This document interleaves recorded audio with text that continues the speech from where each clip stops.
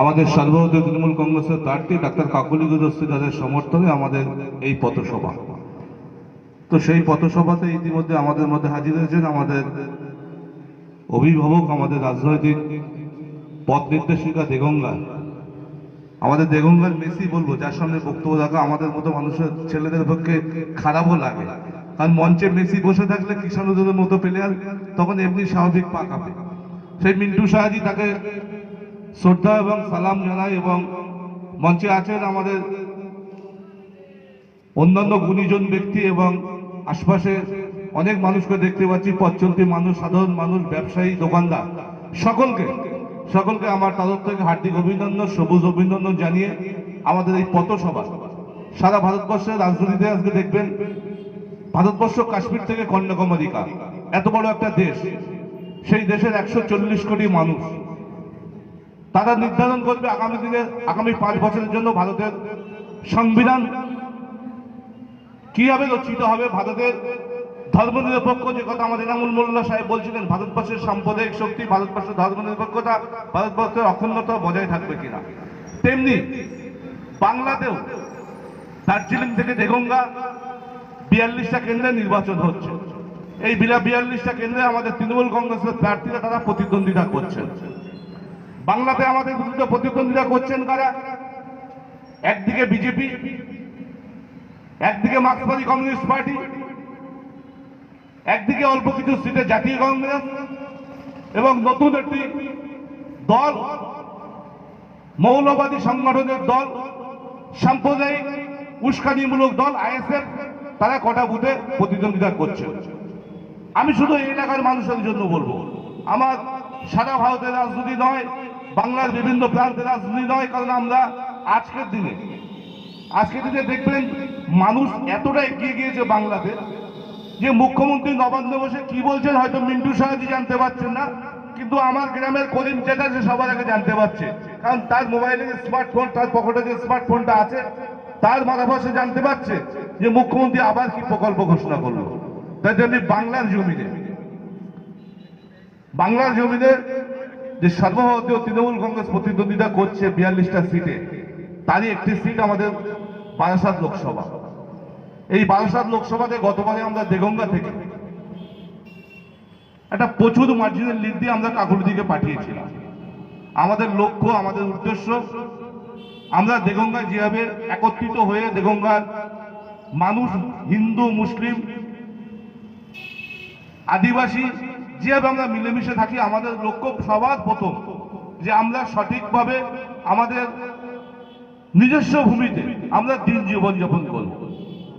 আমরা স্বাধীনতার দেশে স্বাধীনভাবে আমরা, ভারতবর্ষ স্বাধীনতা লাভ করেছিল 1947 সালে, সেই স্বাধীন দেশে আমরা স্বাধীনভাবে কথা বলবো, আমরা স্বাধীনভাবে, আমি আমার খাবার খাবো, আমি আমার পোশাক পরবো, আমি আমার মতো করে আমি চলবো।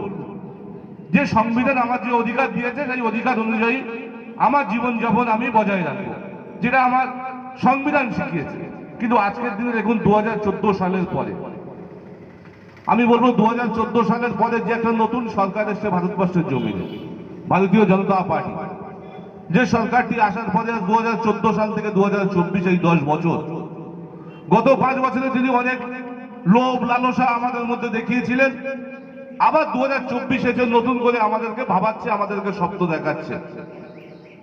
আমরা এর আগে আমরা বলেছি সাম্প্রদায়িক বিজেপি দল, আমরা মানুষের মধ্যে বিভেদকামী বিজেপি দল, মানুষের মধ্যে ভেদাভেদকারী বিজেপি দল, আমরা বিজেপিকে বলে এসেছি।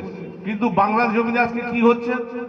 নতুন একটি দল যেভাবে আমাদের মধ্যে ভেদাভেদ তৈরি করে, বিশেষ করে মুসলিম কমিউনিটির মানুষের মধ্যে ভেদাভেদ তৈরি করে, ধর্মের সুড়সুড়ি দিয়ে, ধর্মকে মাথার মধ্যে, মগজের মধ্যে ঢুকিয়ে দিয়ে, ধর্মকে রাজনৈতিক আকারে ব্যবহার করে যেভাবে মানুষের মধ্যে বিভেদ তৈরি করার চেষ্টা করছে, সেই দিক দিয়ে আমাদের এই মাইনরিটি কমিউনিটির মানুষ, বিশেষ করে আমরা মুসলিম সম্প্রদায়ের মানুষ, আমরা যারা ফুলফুলা সিলসিলার অনুগামী মানুষ, আমরা ফুলফুলাকে যেমন মাথার তাজ, আমরা বুকের কলিজা হিসেবে মানি, তেমনি আমরা তাদের কাছে গতবারেও বলেছিলাম যে আমরা রাজনীতি আর ধর্মনীতিকে এক জায়গায় রাখতে চাই না। ধর্ম আমার ধর্মের জায়গায় থাকবে, রাজনীতি আমার রাজনীতির সঙ্গে থাকবে। মমতা বন্দ্যোপাধ্যায়ের সমালোচনা করুন, সরকারের সমালোচনা করুন, মমতা বন্দ্যোপাধ্যায়ের উন্নয়নের সঙ্গে অনুন্নয়নের লড়াই হোক।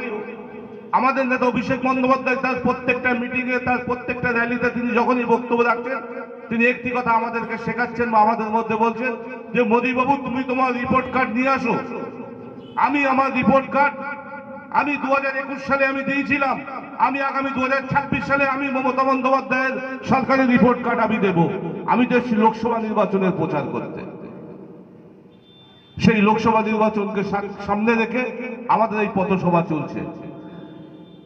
নতুন নতুন ভাওতাবাজি, নতুন নতুন পদক্ষেপ নিয়ে যেভাবে মিথ্যাবাদী আমাদের বিরোধীরা একের পর এক করছিল বা এখনো করে চলছে, তাদের মধ্যে আজকের দিনে দেখবেন যে সমস্ত আমাদের বিরোধীরা এই 84 অঞ্চলে মাননীয় মুখ্যমন্ত্রীর দেওয়া যে সমস্ত প্রকল্পগুলো চলছে, আমাদের দলীয় সমর্থক, আমাদের দলীয় সদস্য, আমাদের ভোটার, আমাদের ভালোবাসার মানুষ যারা আছে, তাদের আগে মুখ্যমন্ত্রী মমতা বন্দ্যোপাধ্যায়ের মুখ থেকে ঘোষণা বা ঘোষিত যে সমস্ত প্রকল্প সবার আগে লাইনে দাঁড়িয়ে তারা কিন্তু উপভোগ করে, এনজয় করে।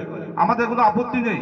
মুখ্যমন্ত্রী সকলের মুখ্যমন্ত্রী, মুখ্যমন্ত্রী সবার মুখ্যমন্ত্রী, কোনো হিন্দু নয়, কোনো মুসলিমের নয়, কোনো মার্ক্সবাদী কমিউনিস্ট পার্টির নয়, তৃণমূল কংগ্রেসের নয়, বিজেপির নয়, সকলের মুখ্যমন্ত্রী। মুখ্যমন্ত্রী যে কথা বলেন যে আমি বাংলার মুখ্যমন্ত্রী, আমি সকল ধর্মের মানুষের, আমি জং দেখি না, জাত দেখি না, সকলের মুখ্যমন্ত্রী, তেমনি আমি এই এলাকার মানুষের কাছে যারা শব্দযন্ত্রের মধ্যে আওয়াজ শুনছেন, আমি তাদের কাছে আহ্বান রাখবো, আপনারা 2023-এ আমাদের বিরুদ্ধে ক্ষোভ মিটিয়েছেন, আমাদের কাছে রাগ মিটিয়েছেন, আমরা আমাদের পরীক্ষা আমরা দিয়েছিলাম। হ্যাঁ, আমাদের প্রতি কারুর ভুল ধারণা থাকতে পারে, কারুর ক্ষোভ থাকতে পারে, কারুর দুঃখ, কারুর যন্ত্রণা কিছু থাকতে পারে, আমরা খারাপ হতে পারি, সেটা আমাদের সমস্যা ছিল 2023-এ। আমাদের আবার সেই আমাদের বিচার বলুন, আমাদের হিসাব বলুন, আমাদের রিপোর্ট কার্ড বলুন, আমরা 28-এ আবার দেব। কিন্তু আপনাদের আমি এইটুকু বলতে চাই, যারা আমার কথা শুনছেন, এবারের নির্বাচন কিন্তু আমাদের নির্বাচন নয়, এটা কোনো সাগরের নির্বাচন নয়, এটা কোনো মফিদুল হক সাহাজির, মিন্টু সাহাজির নির্বাচন নয়। এই নির্বাচন আপনার বেঁচে থাকার নির্বাচন, এই নির্বাচন আপনার অধিকার বজায় থাকবে কিনা তার নির্বাচন, এই নির্বাচন আপনি ভারতবর্ষের জমিনে আপনি আপনার পছন্দের খাবার খেতে পারবেন কিনা তার নির্বাচন, এই নির্বাচন আপনার পোশাকটা আপনি পছন্দ মতো পরতে পারবেন কিনা তার নির্বাচন। সেই জন্য এই নির্বাচনকে আপনাদেরকে সঠিকভাবে ভাবনা চিন্তা করে আপনার একটি মূল্যবান ভোট ওই 1 জুন বোতাম টিপে আপনাদেরকে সেদিনকে কিন্তু দিতে হবে। কার জন্য দিতে হবে?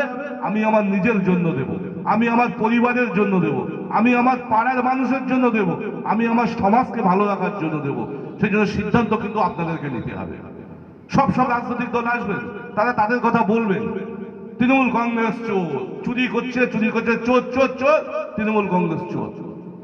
কিন্তু একবার নিজের কাছে প্রশ্ন করবেন, একবার বিবেকের কাছে প্রশ্ন করবেন, এত বড় দল, বাংলার 10 কোটি মানুষ, বাংলার 42টা সাংসদ, 294টা বিধায়ক, বাংলার 3637টা গ্রাম পঞ্চায়েত, বাংলার এতগুলো পৌরসভা, আমার বাড়িতে আমার 5 ভাই হয়, 2 ভাই যদি আমার খারাপ হয়, তার জন্য কি আমার বাবা দায়ী? সেই জন্য আমাদের মধ্যে যারা কিন্তু চোর বা যাদের নামে কোনো এলিগেশন, যাদের নামে কোনো অভিযোগ আছে, আমি বলছি না আজও চোর বলা যাবে, কিন্তু যাদের নামে কোনো অভিযোগ এসছে, আজও প্রমাণিত হয়নি তারা চোর কিনা, তবু আপনারা যারা বিরোধীরা অপপ্রচার করেন তাদের উদ্দেশ্যে বলবো যে এই নির্বাচন কিন্তু একদিকে যেমন সাম্প্রদায়িক বিজেপি আর একদিকে যেমন ধর্মনিরপেক্ষ তৃণমূল কংগ্রেস, এই দুয়ের মেলবন্ধনে আপনাদেরকে আগামী দিনের ভোট অধিকারটা আপনাদেরকে প্রয়োগ করতে হবে।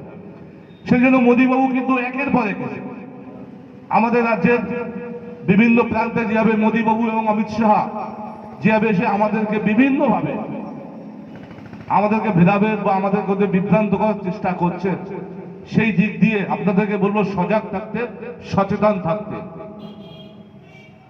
কেউ তাদের বিরুদ্ধে দল কিন্তু ব্যবস্থাপনা নিয়েছে। ভারতবর্ষের জমিনে অনেক রাজনৈতিক দল আছে, একমাত্র দল আপনারা যারা শিক্ষিত সম্প্রদায়ের মানুষ, যারা সচেতন মানুষ, তারা খোঁজ দিয়ে যাবে, দেখবেন একমাত্র দল তৃণমূল কংগ্রেস। যে দলের মধ্যে শাস্তির বিধান আছে, যে দলের মধ্যে বিচার আছে, যে দলের মধ্যে অনুশাসন আছে, সেই দলের সুপ্রিমো যেহেতু মমতা বন্দ্যোপাধ্যায়, আর সেই দলের সেনাপতি যেহেতু অভিষেক বন্দ্যোপাধ্যায় শক্ত হাতে তার মোকাবেলা করছে। যে অন্যায় করছে তার হিসাব তাকে দিতে হবে মানুষের কাছে, যে অন্যায় করলে তার শাস্তি পেতে হবে। একথা কে বলছে? মাননীয় মুখ্যমন্ত্রী মমতা বন্দ্যোপাধ্যায় বলছে। আমার যে সমস্ত আমার ভাইয়েরা, আমার কাকিমারা, আমার জেঠিমারা যারা আছেন, আমার লক্ষ্মী ভান্ডার মায়েরা, নারী শক্তির যে মহান শক্তি, প্রধান শক্তি, সেই নারী শক্তিকে সামনে রেখে কিন্তু মমতা বন্দ্যোপাধ্যায় এগিয়ে চলছেন। আপনারা ইতিমধ্যে দেখেছেন যেমন আমাদের নামে কুৎসা, আমাদের নামে মিথ্যা অপপ্রচার বিরোধীরা করছেন, যারা সন্দেশখালী নিয়ে অনেক বড় বড় কথা বলেছেন। সন্দেশখালীতে শেখ শাহজাহান এই করেছে, সন্দেশখালীতে শিবু হাজরা এই করেছে, অনেক অনেক কথা আপনারা বলছেন। আমি সেই সমস্ত